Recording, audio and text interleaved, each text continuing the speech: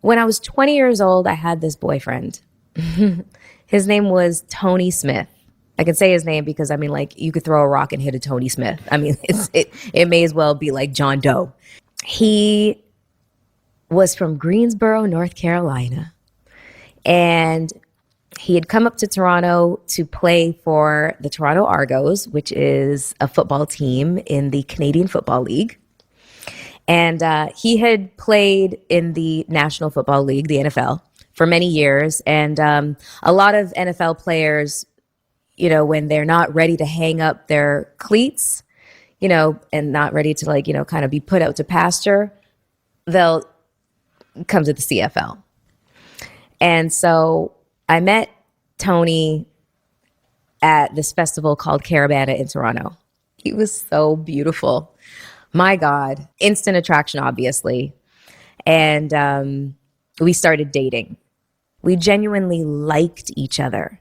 We liked each other to the point where we could say really, really offhand things to each other. For example, he asked me what my fantasy was. And I got this look on my face. And I said, well, a fantasy would be, I guess, a menage with me and you and somebody else. And he was like, another woman? I said, no, with another guy. And he was like, really? He was like, do you have an idea as to who this guy is? I said, yeah. He's like, really? You have to tell me. I said, it's your best friend. But wait, there's more. I was like, oh my God, that is so sweet. No, absolutely not. It is just a fantasy. It is meant to stay there. But just the fact that you were open to it, and don't make me feel shame for feeling this way. He was like, why would I make you feel that way? Personally speaking, I think of Mr. Smith, or whatever his name is, John Doe, that she speaks of. I think that she's put his name out there, his hometown, that I think he should pursue legal means. I think he should pursue a lawsuit, a defamation lawsuit against her and whatnot. Despite the outcome and shit, he should pursue a multi-million-dollar lawsuit for defamation. All right?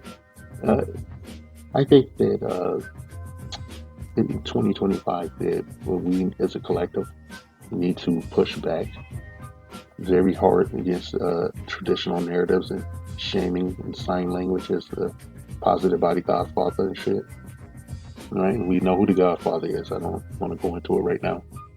Once I say his name, this video will go into a certain arena and shit. And, I like to save any further, commentaries for a separate podcast. And trust me, it's coming. I think that, her victim should file a lawsuit. Okay, she's defaming this character. I think that going forward, a lot of men, especially celebrities and people of high, high value, should pursue multi-million-dollar lawsuits against these women for pillow talking the fuck out of them and shit. A lot of these women, especially these video victims and these personalities, do sign non-disclosure agreements that protect both parties and shit. That way they can stay behind the door, and throw rocks and hide their hands and shit while being a literal prostitute and shit. Okay? A literal prostitute. In the past she's been upset about finding out that the celebrity she was dating one of her peers and whatnot. And that's like, why are you upset? You're selling your body for money and shit. I think that Miss Ford here was upset because old girl was cutting into her bottom line and shit. And she just wants the fucking money and shit. But, she wants to, she wants to hide behind a veneer of respectability and shit that really doesn't exist anymore and shit. But she's butthurt because she can't look at herself in the mirror and shit. Okay, a lot of women like this have self-worth issues, self-hate issues and shit, and they take it out on everyone they meet instead of getting proper psychiatric care. Right? She has no personality. I would hazard an educated guess that when she's with someone that she considers some sort of relationship, she adopts parts and parcels of their own personality and tapes it to herself and shit until, the tape falls away and shit, and then she's released again. Okay, that she's probably. And I'm telling you, young men out there, you're gonna watch out for these women and shit. I'm gonna tell you how to figure out what's going on and shit right off the bat. All right, when you when you meet them or you see them express some sort of interest that they understand that that's what it is. When you meet them and they come to know, that you're interested in shit, they are going to be very invasive, emotionally and otherwise. So even with their time and shit, but they'll pop in at certain moments to stoke the fires and shit, and then they'll make you work real hard for it and shit to put some contact information. And at an odd hour, at the time of their choosing, they will speak with you in fits and bursts and shit. They'll set up extreme boundaries. It's no, I don't have a problem with that shit. They'll set up boundaries and roadblocks, things and obstacles that you have to climb over to find out more about them and shit. They present themselves as some sort of mystery. It's nothing of the sort. It's quite basic, actually. Uh, you're going to keep talking. They're going to uh, reel you in by eventually revealing, choice pieces of themselves and shit, pepper with stories of, you know, in varying degrees of how they were did wrong or how they can't stand it, men that are liars and shit. They're gonna really go in on that, someone betraying their trust or doing something horrible to them to tug at your heartstrings or whatnot. And they, depending on what they think of you, how little respect they have, they will let you know that they are dating other people and attempt to tell you about dates that they've gone on and shit, okay? Right? This is supposed to make you feel away. It's supposed to stab you in your heart and shit. Make you wonder why you aren't good enough and shit. Make you want to compete even harder and shit, but also adhere to those roadblocks that she's put up, those boundaries and whatnot. You just try to squeeze between two walls that are closing in so you to get out to the other side and get the prize, which is you will think is her and whatnot. Okay, and at some point, during this these conversations that will start to extend in length, you know, to even a whole night of just talking on the phone. Uh, she's going to tell you that something happened to her, or she's going to tell you that she went on a date and went sideways and cry, and you're going to be upset and you're going to want to go out there and save her ass, or get righteous vengeance and protect her honor. There actually is no honor and shit if you use clinical thinking. Just common sense will tell you that she kind of put herself in this situation and whatnot. It's really not your responsibility to right her wrongs and shit. The most you can really do is encourage her to file a police report and even drive her down there. If you feel so inclined, if you're that weak, all right, you have to keep women like this at an arm's length for an extended period of time. You have to reflect. You have to give them what they give you. Okay. Now imagine being somebody with no proper upbringing in a probably in a single parent household. Maybe a matriarchal one and shit. Imagine being raised without what I just basically told you. You're basically cannon fodder and shit. You're food for prey. Right? And this is one of the reasons I'm making a fucking video. I could just made a video, ripping her to shreds about her behavior and shit. But everyone knows she's toxic and she's inspired a number of rap songs in the negative. And she had beefs with rappers, who she'll go unnamed. Kings, this is serious, okay? I am seriously, I worry about, my peers, the young men out there, you princes and you kings, some of you ninjas, even some of you pookies. I worry about you falling prey to this shit. It is one of the unstated reasons why there's a high mortality rate in our supposed ethnic community and shit, okay? Jezebel is she's running the ropes, okay? She's running the ropes on your ass and shit, alright? Saying she's for the streets, saying that is basically just, you know, farts in the wind and shit, okay? It's kind of sweeping things under the rug. It's very serious. This is very serious and shit, okay? I need you to consider, you know, I need you to consider things and shit. I need you to think like you're buying a car. There's more.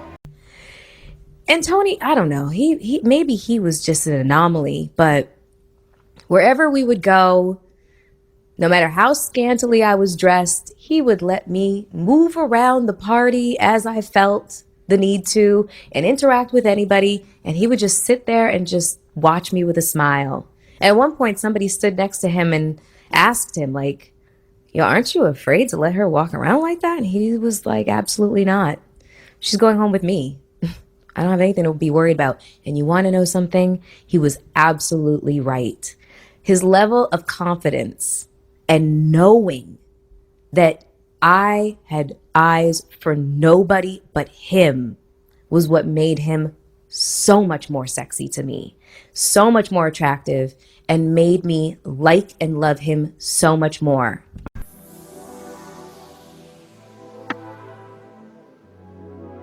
I want you guys out there, you kings, to notice how she makes it. Like, you notice how she frame everything and shit. Okay, notice that shit. Take note of it. It denotes a very fragile, codependent ego and shit that she has. Okay, she has a tendency to overcompensate. If I may be so bold, right? She frames everything as if she were the center of the universe and shit.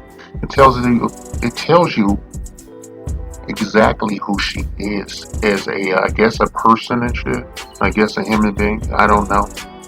She says the most odious shit. She never takes accountability. Throwing up in my mouth. She never takes that for anything that she does, and what she can't see. She can't be objective. You know that. We watched her on Joe Budden's podcast embarrass herself over and over again. Sometimes they intentionally say things to her to get these negative responses and shit, and she never picks up on it. All she does is sit there and run her fucking mouth and smell her own farts and shit. I know I say that a lot. You're just gonna have to forgive me. I would say something else, but it would sound extremely crass, right? Then she said all this shit about her boyfriend, made him look like the greatest simp in Canada. Okay, she made him look like the greatest simp in Canada and shit. We don't know what the actual truth is. There's two sides to the story. There's her side, his side, and you know they say the truth and shit. Now, my truth, what I hear in her voice and shit, narcissistic voice, throwing up in my mouth times 1,000 and shit. I hate saying that word. And you know why I hate saying you know why I hate saying narcissist, okay? No, I hate it. It's a blanket term that, you know, the opposition uses to take no, and I'm about to do it again, but throwing up in my mouth. No accountability for anything they do, or at any part of the spectrum and shit, okay? Alright? You notice how she fails to take accountability for any of her actions, or be able to look at things objectively and shit. I don't think that, you know, I like to think being positive and shit to a black man across the border in Canada and shit, you know. I like to think that he really didn't take her all that serious and whatnot. She was pretty much just a plaything for him, like much like she was during her entire career and shit, even inspiring his song by the game in part. Alright? You know, well, that wouldn't get far, man. That is so telling and shit. That's so fucking telling and shit. Okay, she went to this party. She didn't wear no motherfucking clothes. Just wearing something skimpy and, you know, putting all her business out on the street and shit, like a woman of the streets. You know, she knew where she belonged. She knew her fucking worth and shit. She decided to, you know, I don't know, maybe she did a shitload of nose candy or something. You know, just pontificating. She never considered that he didn't take her serious for a moment. She was simply a utility, a toy for him to use on his junk and shit. Okay, like, why would he give a fuck? You know, all he has to do is walk next to you and shit, and go into these rarefied circles that you can get into, and he's a plus one and shit. He can get other women like herself and do the same thing and have fun with them too and shit. You know, it's telling, man. is giving. Her codependency is giving and shit. You know, it's her greatest failing in life that she has no self-respect for herself, and it's not because she was walking around in a state of undress and shit. Simply because of her outlook on life and shit is what makes her weak and shit. All right. And you wanna break a beautiful woman and shit. You know, I don't want to tell you. All right. I know how to do that. I know how to do that shit. I did it by accident once, and it cost me a lot. Okay. I'm not gonna put it out here. Okay. Any man if any been anywhere and shit knows what I'm talking about. All right. All right. You know, when they feel like they're regular and shit, that is the worst shit in the life, man. The worst shit in life. You know, a lot of us do shit unintentionally and shit. And they, in our community have an inability to heal. They just scab over everything and shit. They keep building on dysfunction and shit instead of doing anything about it. You really can't trust them, and unfortunately, this leaves them as a liability across the board and shit, which you would have to have eyes in the back of your head 24/7 to be anything serious with them or do anything with them on any fucking level. I'm sorry to say that. Now listen to Melissa Ford. She's going to this party, with a yeehaw out and all that bullshit. She never considered that. He just thought it was funny. Maybe it's like he's walking his dog and shit. Okay. Yeah, someone said, "Oh, you let her walk around like that." Shit. The guy that's saying that is her next victim. Right? The guy that's saying that's talking to her supposed boyfriend, her, I guess her plus one. He is her next fucking victim. And you can't do nothing but let him go, right? Ride right through that shit because he's a fucking idiot to even say something like that to the man that's accompanying her to what would be an industry event and shit. She has to get out there and mingle and shit and network. And her product is herself. That's what she's networking, her body and her looks and shit, okay? How is he going to stand in the way of business? Why would you and shit when he has a career of his own as a professional athlete and shit? So, he's just going to enjoy the ride. He's going to get one of those wine flutes and take a couple of drinks and shit. Maybe talk to some people that feel like talking to his ass or, being facetious. And he's going to, there's going to be other industry women doing what Melissa Ford's doing there. And they're going to be looking at her, with green with envy and shit. Because they know who she is, and they gonna look at him, and they gonna come and target his ass and shit, and try to wiggle their way into that situation and shit. He's just gonna do the, I hate to quote unquote the Stephon Diggs thing and shit. Just get in where you fit in and shit. That's an old song by Too Short and shit. When he was a man, not a male. Okay, if you know, you know. All right, Melissa Ford, you are a post-wall bust down. All right. And I'm not going to give you any empty White Castle boxes and shit. I'm going to give you a solid food stamp and shit. Because that is your worth, spiritually speaking and shit. Okay, bitch? Right? And I don't think you're all that visually. Right? You would, if I spent any amount of time with this woman, she would try to murder me. Okay? She would try to kill or harm me and be virulent about it and shit. I gotta say, in my relationships, women love the fuck out of me. And then at the end of that shit, they want to kill me. I just changed my name to John the Baptist. Kings.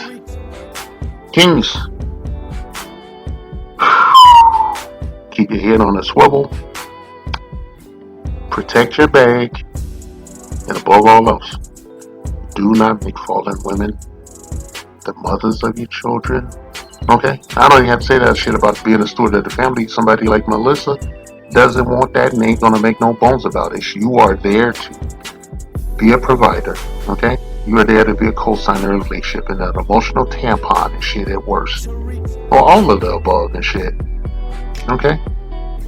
You gotta let a hoe be a hoe and shit, okay? You gotta let a hoe be a hoe. Not specifically calling her a hoe and shit, but there's that song by The Game, wouldn't get far. Wouldn't get far, man. I feel like making a commentary about that. Alright? And Melissa wouldn't have got far if she kept her legs closed and shit, okay? Because she's a dime a dozen in an industry that sees women that look 10 to 20 times better walking off a bus every day. Alright? Alright? Treat them how they want to be treated. They want to make everything transactional. They want to jettison everything that is organic about, interpersonal relationships, supposedly loving relationships, then so be it. If your greatest aspiration is to be a prostitute, then I'll leave 2 20s on the bedside table and shit, and talk to you in unisex terms and shit, because that's how you treat a whore, right? Kings, I meant what I said, right? I wouldn't put this shit out if I didn't care. That being said, SYSBM means save yourself, black men. I can't stress that enough and shit, okay? I want you to go, and I hope you enjoyed this unreleased content and shit. I decided to put it out today because it's been sitting on my drive for the longest, and I'm tired of looking at her bitch ass. Alright? So, that being said, sorry, I don't want to mean to be extra, but I don't praise the Most High. Take care.